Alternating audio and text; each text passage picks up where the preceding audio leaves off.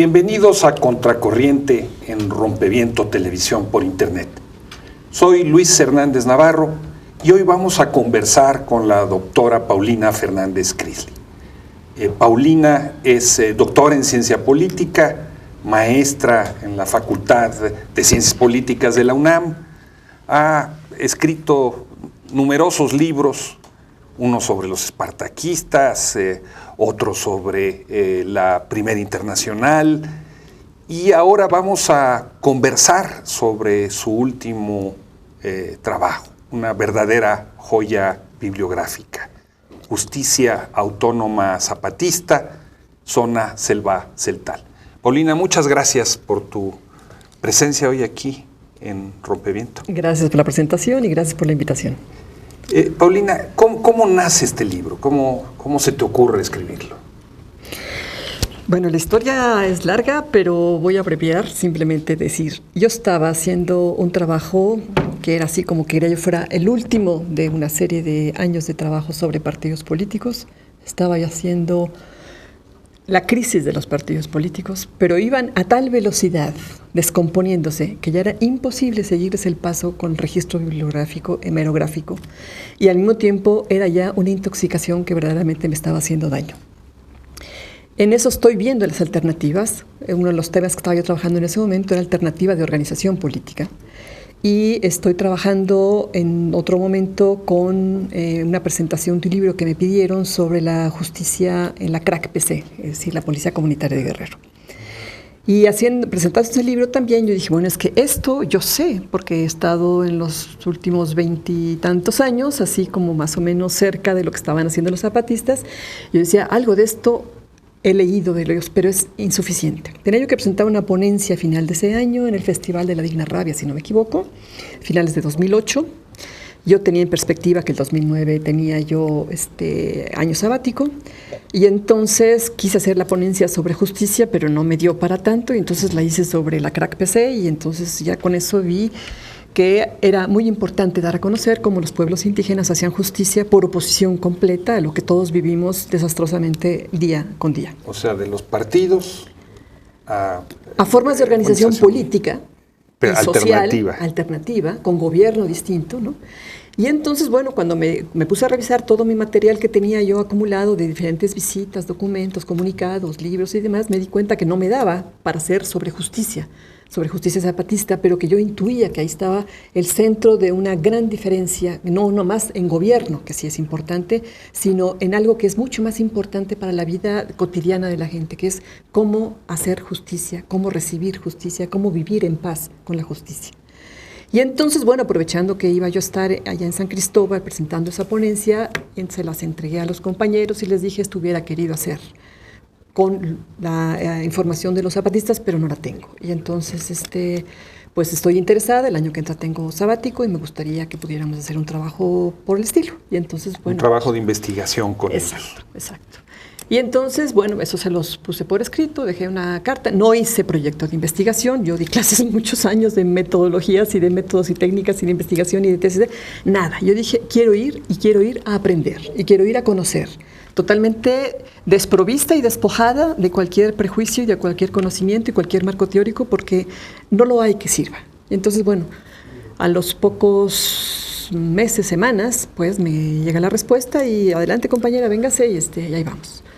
Y así fue como empezamos. De hecho, yo no estaba acostumbrada a hacer ese tipo de trabajo. Yo hacía más trabajo bibliográfico, hemerográfico, de gabinete, de cubículo y demás. O sea, tuviste que hacer trabajo de campo. De campo, pero tengo que pasar empezar de la ciencia política a la antropología. A la antropología jurídica o antropología política, no sé qué sea. Ajá. Pero vamos, te pongo un dato, simplemente una anécdota, ¿no? Yo antes de irme, como estaba yo allá, estaba yo con Beatriz Salce. Y regresamos y entonces estábamos platicando de que ya me iba yo para allá. Pero ella sí tiene experiencia, es una gran entrevistadora, acaba de ganar premio nacional, sí, da clases de eso, escribe, hace entrevistas, y entonces pues me invitó a su casa y me regaló una grabadorita, unos cassettes todavía, me enseñó cómo tenía yo que guardar la distancia, qué volumen para grabar, qué volumen para reproducir, etc.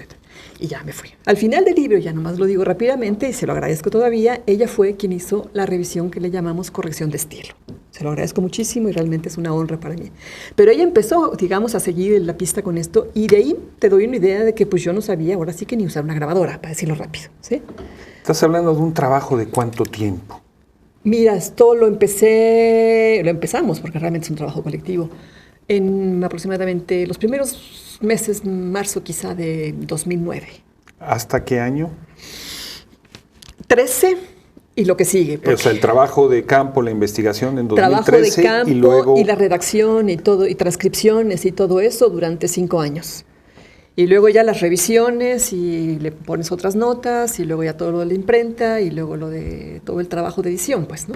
El título del libro, Justicia Autónoma Zapatista, sugiere 3 ideas muy fuertes. Primero, que hay justicia.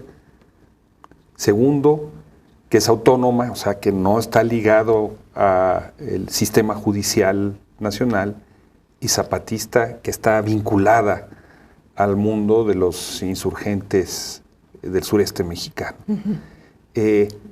¿Se puede defender realmente la idea de que hay una justicia, de que es autónoma y de que tiene que ver con el zapatismo? ¿O cómo le respondería a quienes dicen no hay más que una justicia que es la que es responsabilidad del Estado mexicano? Bueno, desgraciadamente la que es responsabilidad del Estado mexicano no es justicia. Eso podríamos empezar por ahí. Y eso, la misma justicia autónoma te lo va demostrando día con día, como si es posible una alternativa de justicia. Voy por partes. Es zapatista porque hay otras experiencias y hay en teoría muchas formas de autonomía, pero la zapatista tiene sus características propias de este territorio autónomo zapatista, de estos municipios y de esta gente. Es autónoma porque simplemente sin la autonomía de territorio, sin la autonomía política, sin la autonomía de gobierno, sin la autonomía económica y sin todos los elementos propios de una autonomía que hacen una independencia completa respecto del sistema y de todo el Estado, no se podría aplicar una justicia internamente, ¿sí? Ahora, sí es justicia porque hay todos los elementos y todos los indicadores para demostrar que la gente acude con las autoridades autónomas a buscar justicia y la encuentra. Y la encuentra pronto, y la encuentra gratuita, y la encuentra efectiva. De hecho, uno de los elementos, yo les preguntaba al final de las entrevistas y todos los compañeros, bueno, ¿y cómo evalúan su trabajo de justicia?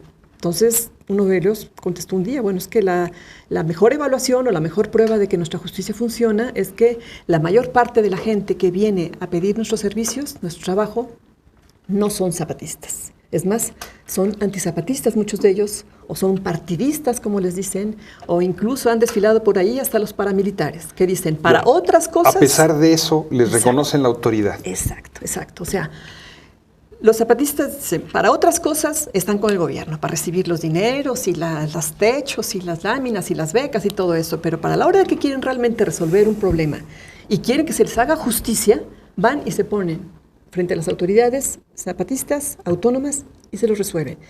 Y como entre los zapatistas, uno de los principios generales de esta justicia es que no discriminan ni por cuestiones políticas, ni religiosas, ni raciales, ni siquiera por el lugar en donde viven, sino cuanta persona llegue y se presente y solicite de ellos sus servicios para hacer justicia y resolver un problema, ellos lo atienden. ¿Esa justicia tiene un código escrito? ¿Hay leyes?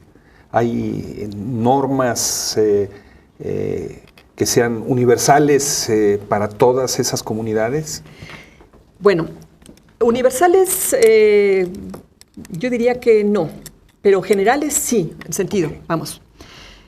Una segunda parte, digamos, del título, Zona Selva Celtal, eso es importante subrayarlo, porque no en todas las zonas zapatistas, que son 5, la justicia y el gobierno es idéntico. Entonces tienen sus particularidades y esto tiene mucho que ver con la pregunta que me acabas de hacer. Ellos propiamente, como asamblea de pueblo, las comunidades, hacen su propia legislación, se hacen sus reglas, se hacen sus acuerdos y con base en ellos son cómo funcionan. Y los respetan porque ellos mismos los crearon. Y nadie puede llamarse a engaño porque todos lo conocen porque estuvieron en la asamblea. y lo respetan porque además saben que eso es en beneficio de la convivencia y de la comunidad, ¿sí? Entonces, esa legislación es a partir de las comunidades. Hay elementos después comunes que son para los municipios y hay elementos generales para las diferentes zonas, pero son a partir de las asambleas de las comunidades que se van dando sus propias reglas. Hay algunos, yo puse uno de los anexos, hay 2 anexos. El segundo anexo son todo lo que yo me encontré, porque allá no pude conseguirlo, todo lo que yo me encontré de ya publicado de antecedentes de legislación de los zapatistas, desde las leyes previas al levantamiento, finalmente el documento, el periodiquito que está publicado, El Despertador Mexicano, que es de diciembre del 93, está en vísperas del levantamiento, y tiene ya todas las leyes que tienen que ver con el levantamiento, con la presencia de las tropas, con el trato de la población civil, pero también muchas otras que se ve que después sirvieron y que son base fundamental en términos éticos. Por ejemplo, el reparto agrario, el reparto de las tierras y el trabajo en colectivo, la ley revolucionaria de las mujeres, todo lo que es el respeto a la población civil, en fin, una serie de disposiciones que son antecedentes y que se puede decir que podemos ir jalando de allí. Otros son algunos acuerdos que se han llevado a cabo a lo largo de los años que tienen de existir las juntas de buen gobierno y que eso ya abarca varios municipios, ¿no? Y otros son los acuerdos específicos de cada una de las ¿Qué tipo de comunidades. problemas resuelven esas autoridades? ¿Problemas de robos, problemas de pleitos interfamiliares, problemas de tierras? Bueno, los problemas, como le llaman ellos, los problemas sencillos los resuelven en la comunidad. Van directamente con las autoridades de la comunidad, con el agente o la agenta, como les llaman ellos, ¿no?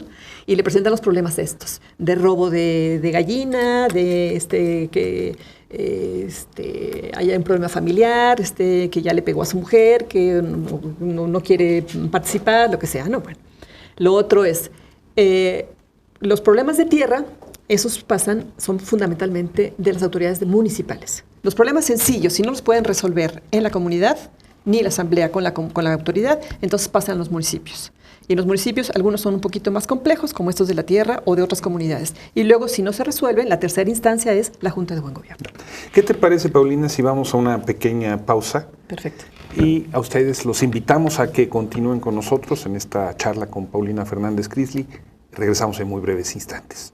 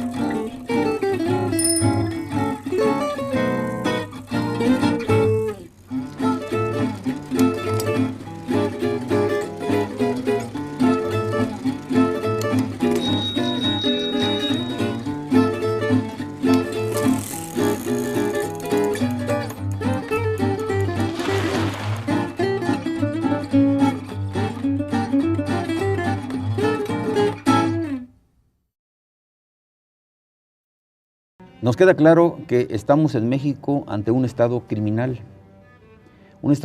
que se ha apartado de la justicia y que se ha convertido en un grupo de criminales que están posesionados de las instituciones. ¿Cómo lo podemos cooptar? ¿Cómo lo podemos acabar?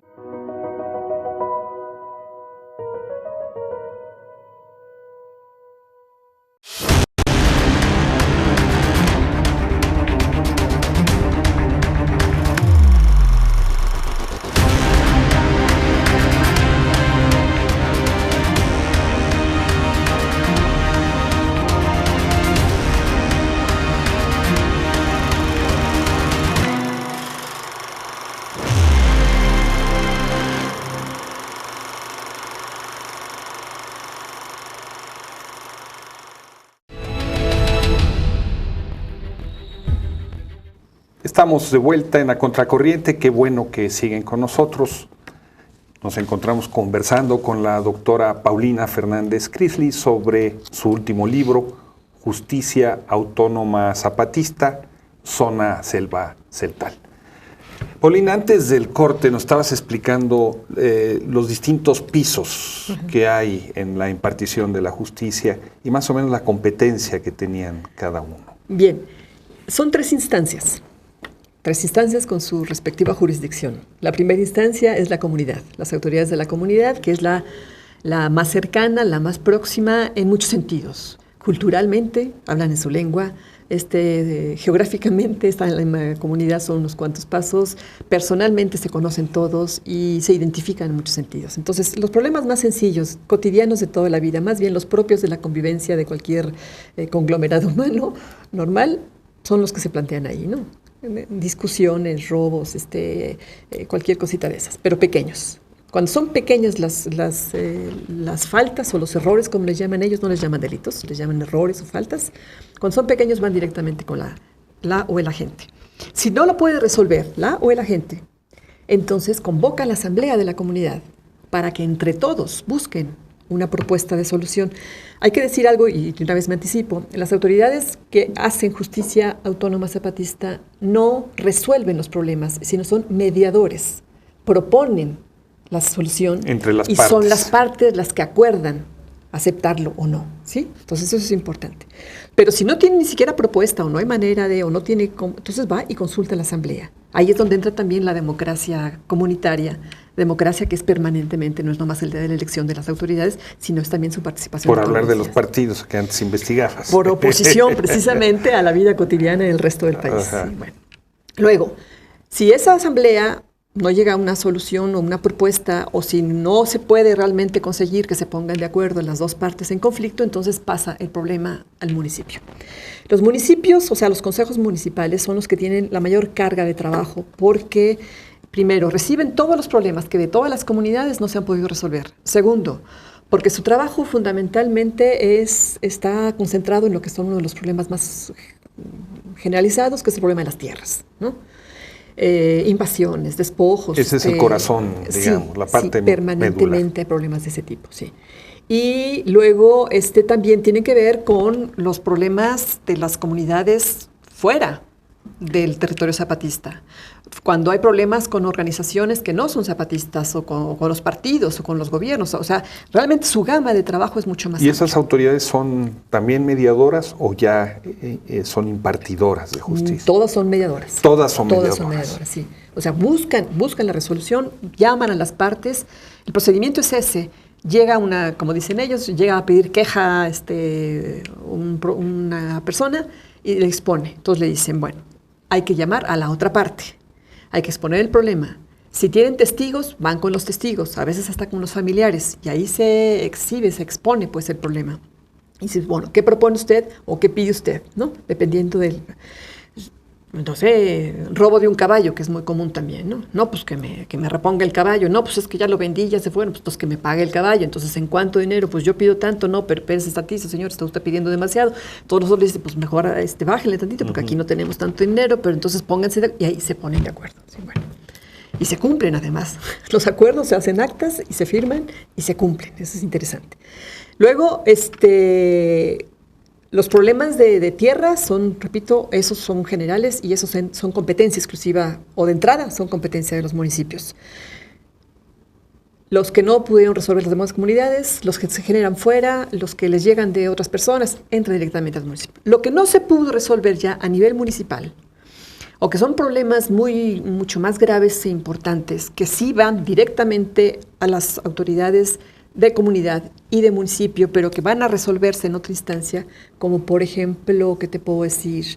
Bueno, problemas ya serios de alcoholismo, ¿no? Que ya tengan, digamos, consecuencias importantes para la población, para la comunidad, y sobre todo que una de las características importantes para pasar de una instancia a otra es cuando hay reincidencia. Si es la primera o segunda vez, no hay problema con resolverlo en la primera o la segunda instancia, pero si ya son 3 veces o 4 y el compañero o compañera no, digamos, rectifica su conducta, pues entonces sí ya pasa a la última instancia, que sería la Junta de Buen Gobierno. En la Junta de Buen Gobierno llegan todos los problemas que no han podido resolverse, incluyendo de otra manera, los agrarios. Incluyendo los agrarios, llegan los que no se han podido resolver en las instancias anteriores, sobre todo en el municipio. La Junta de Buen Gobierno nace y durante muchísimos años se desarrolla con una enorme autoridad moral, ¿sí?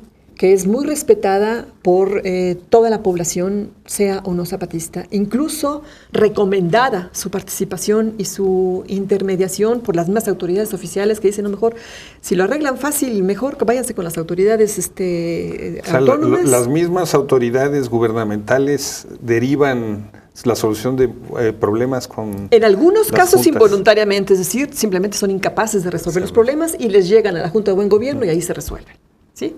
Y de esos tienen varios ejemplos, casi con mucho orgullo y muy contentos de que nosotros sí pudimos resolver problemas que eran fáciles de resolver, sí realmente hay una voluntad de hacerlo, pero si los metes en una serie de líos, de papeles y de cárcel y de dineros y de todo eso, no se va a resolver nunca. Gente incluso del propio sistema, priistas, rancheros, terratenientes y demás que habían ido con el Ministerio Público Oficial y simplemente no resuelven los problemas, llegan con la Junta de Buen Gobierno y ahí se resuelve. Bueno.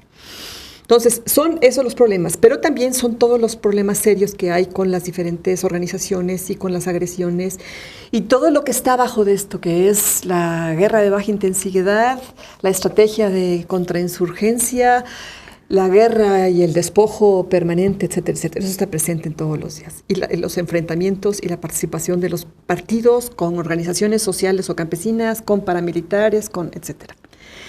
La única arma, yo diría, las otras armas están guardadas, pero la única arma civil, política que tienen las autoridades zapatistas en última instancia, es decir, las de la Junta, son las denuncias.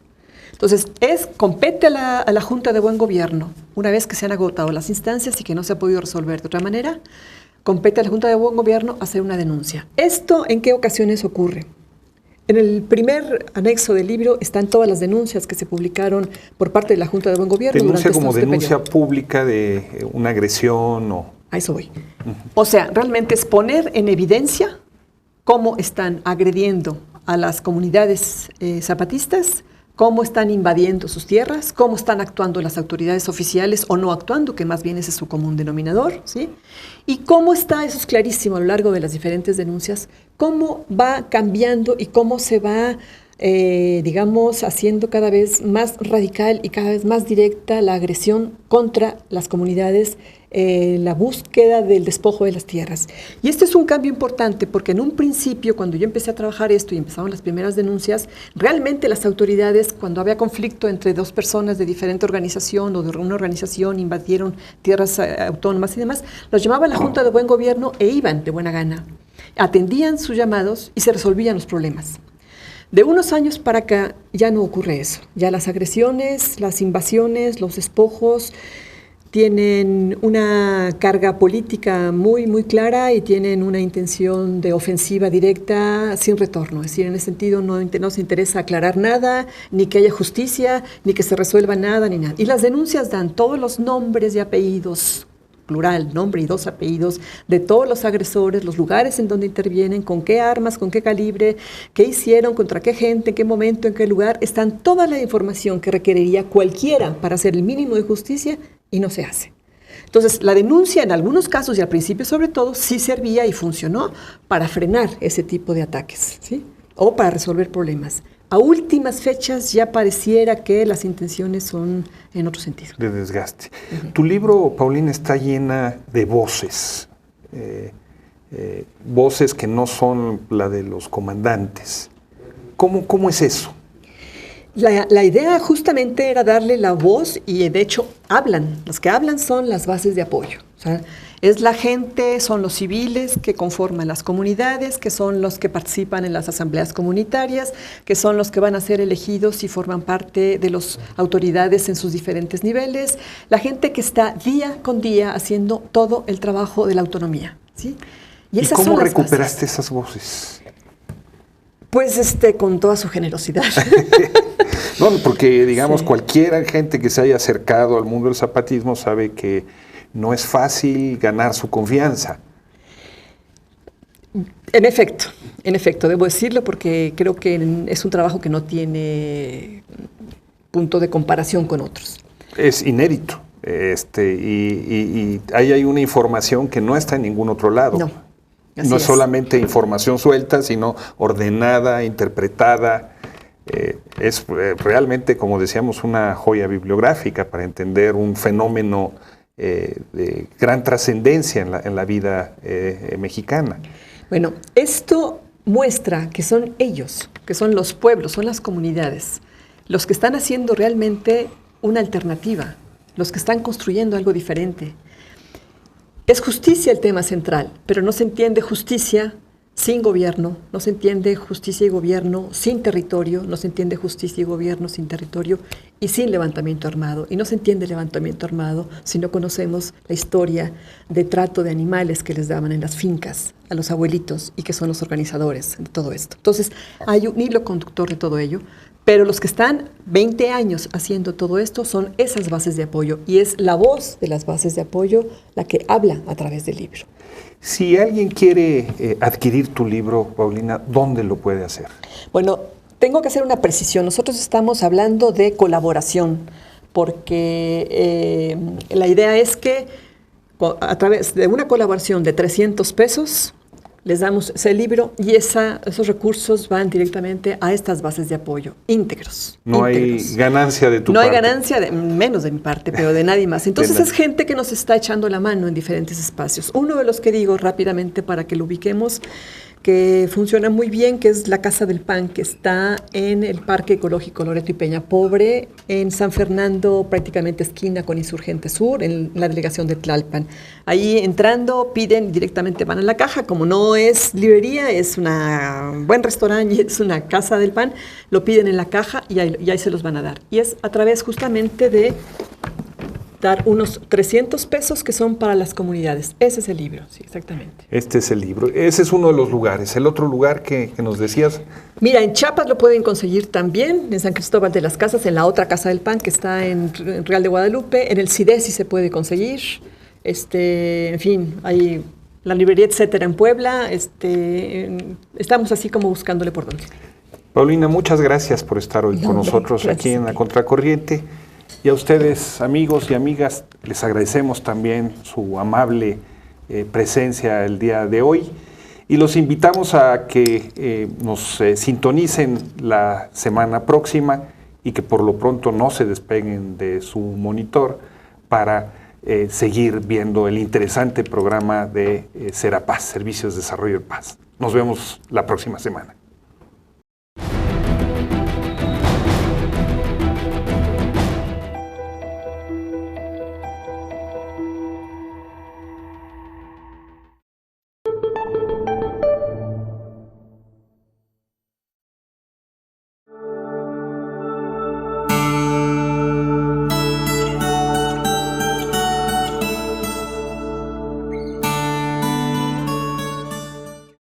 Las escuelitas es esa idea de que en México y en América Latina, porque venimos gente de muchos lados, vaya germinando una nueva forma de entender la política, una nueva forma de hacer, que la autonomía es posible, que tiene que ser integral, que no vale una autonomía en el terreno educativo, que tiene que ser integral, abarcar todos los aspectos y que bueno, es hora de empezar.